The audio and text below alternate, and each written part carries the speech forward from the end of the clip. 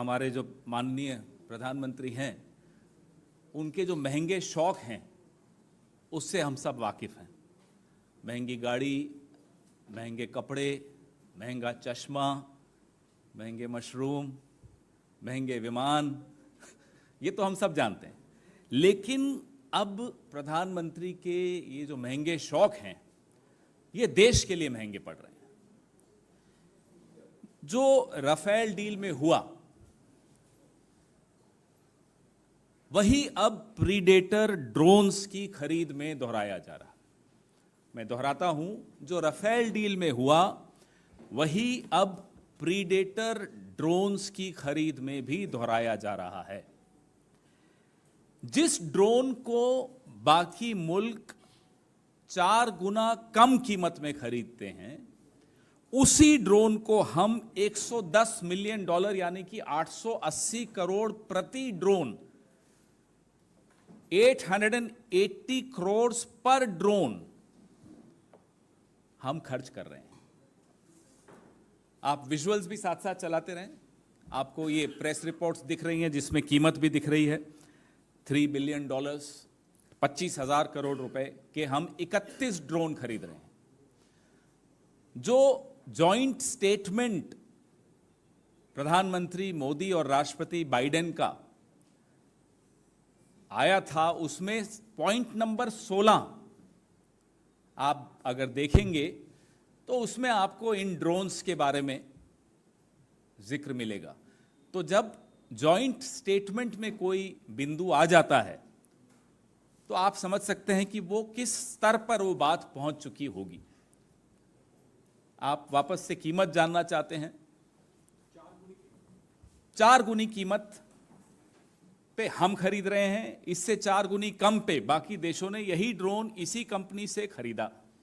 वो भी मेरी प्रेस रिलीज में आपको हर देश के बारे में लिखा है मैंने कि यूके ने कितने में लिया, ऑस्ट्रेलिया ने महंगे खरीद सौदा किया और फिर वो सौदा रद्द कर दिया, स्पेन ने कितने में खरीदा, ताइवान ने कितने में खरीदा, इटली ने कितने में खरीदा।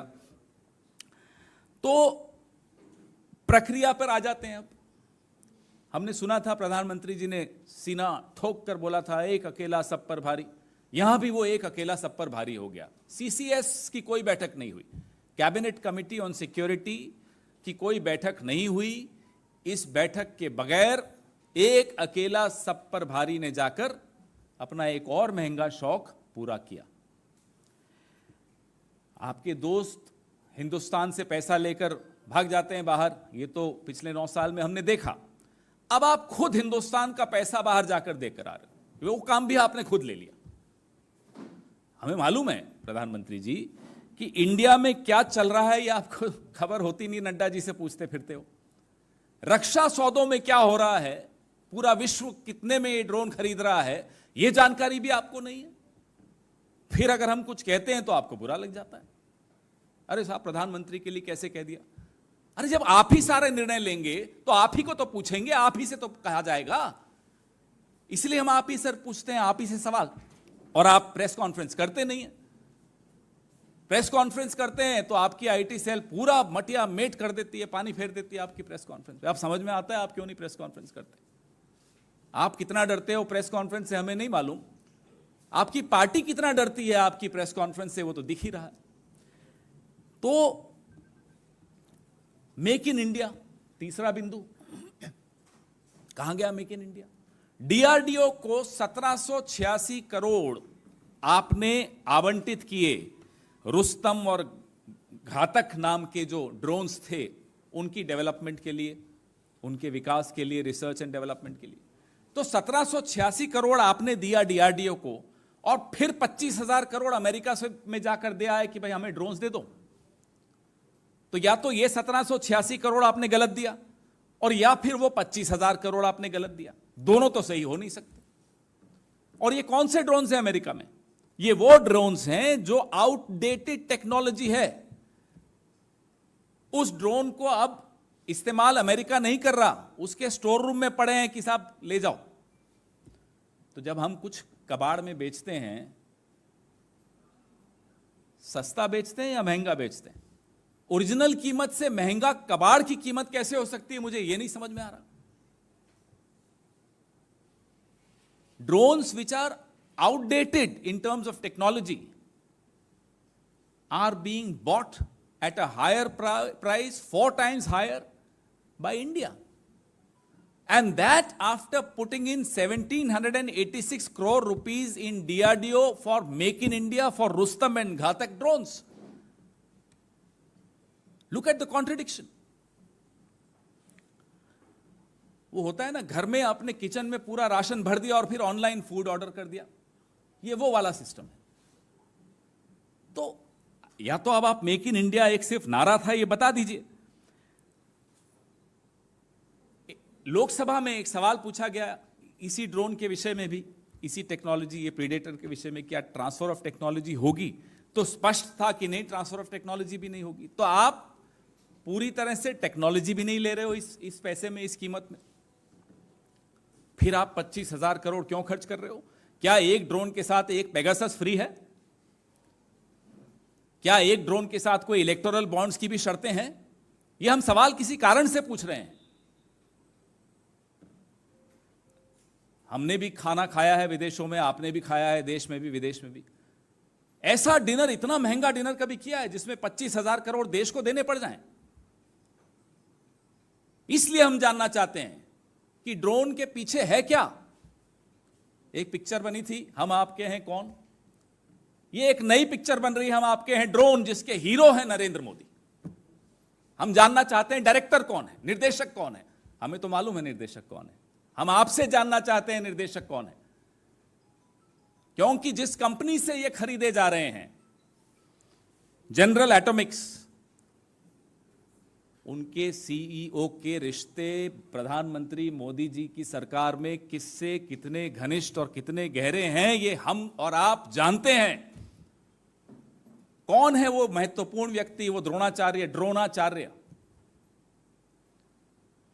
जो इस पिक्चर का निर्देशन कर रहा है।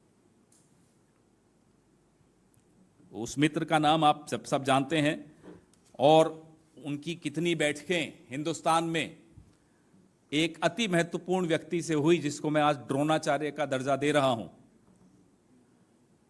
अब आप खुद आगे की जानकारी एकत्रित कीजिए, और मैं उम्मीद करता हूं कि जब आप इस तरह की कोई स्टोरी करेंगे और आप पर जब हमले होंगे आईटी सेल द्वारा, तो जैसे व्हाइट हाउस ने वहां की पत्रकार की रक्षा में उतरा, प्रधानमंत्री भी आपकी रक्षा जरूर करेंगे। आप पर हमले आईटी सेल द्वारा नहीं होने देंगे।